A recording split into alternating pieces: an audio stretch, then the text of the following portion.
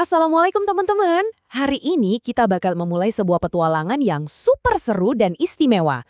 Kita mau cari jawaban dari satu pertanyaan yang penting banget. Udah siap? Yuk kita berangkat.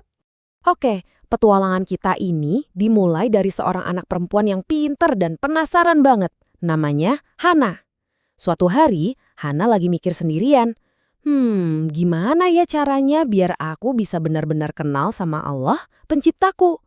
Nah, pertanyaan Hana inilah yang jadi awal dari semua perjalanan kita. Terus, Ibu Hana sambil tersenyum hangat ngasih dia sebuah petunjuk rahasia. Ibunya bilang, Hana, kuncinya itu adalah dengan mempelajari nama-nama Allah yang indah atau Al-Asma dan sifat-sifatnya yang luar biasa atau Asyifat. Wah, ini dia nih awal dari peta harta karun kita. Jadi, Al-Asma itu apa sih? Gampang banget. Coba deh pikirin, kamu kan punya nama, aku juga punya nama. Nah, Allah juga punya banyak sekali nama. Dan nama-namanya itu adalah nama-nama yang paling indah sedunia. Itulah Al-Asma. Oke, kalau Asyifat itu artinya sifat. Gini deh, biar gampang. Madu itu rasanya gimana? Manis kan? Langit warnanya apa? Biru. Nah, manis dan biru itu namanya sifat. Allah juga punya sifat-sifat. Tapi tentu saja, sifat-sifat Allah itu maha sempurna. Nggak ada yang bisa nyaingin dan nggak bisa kita banding-bandingin. Terus di mana dong kita bisa nemuin semua nama dan sifat Allah ini? Peta harta karun kita itu cuma ada dua, nggak ada yang lain. Yang pertama, tentu aja, kitab suci kita, Al-Quran. Dan yang kedua adalah As-Sunnah, yaitu semua yang diajarkan oleh Rasulullah Shallallahu Alaihi Wasallam. Ingat ya, cuma dari dua tempat ini kita bisa belajar. Eits, tapi tunggu dulu. Namanya juga petualangan besar, pasti ada aturannya, biar kita nggak salah jalan.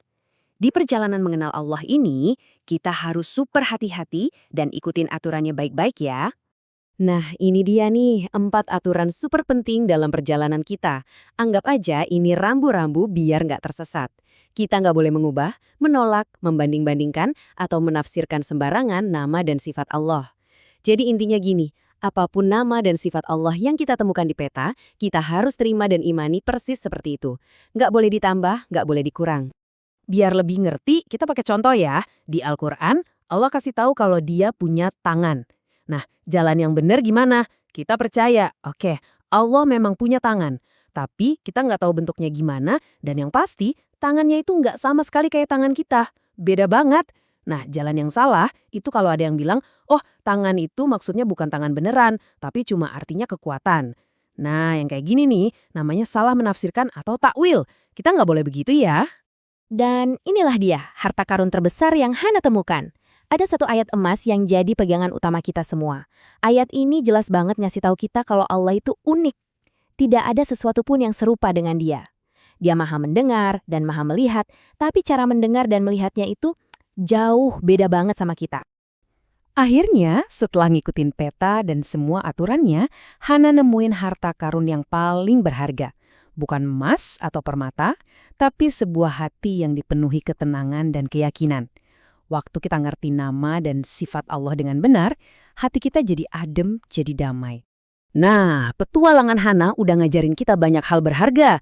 Sekarang, giliran kamu untuk memulai petualanganmu sendiri. Coba deh kamu pikirin, dari semua nama Allah yang indah, dari Asmaul Husna, ada nggak satu nama yang paling kamu suka, yang paling menyentuh hati kamu? Coba renungkan ya. Sampai ketemu di penjelajahan kita selanjutnya.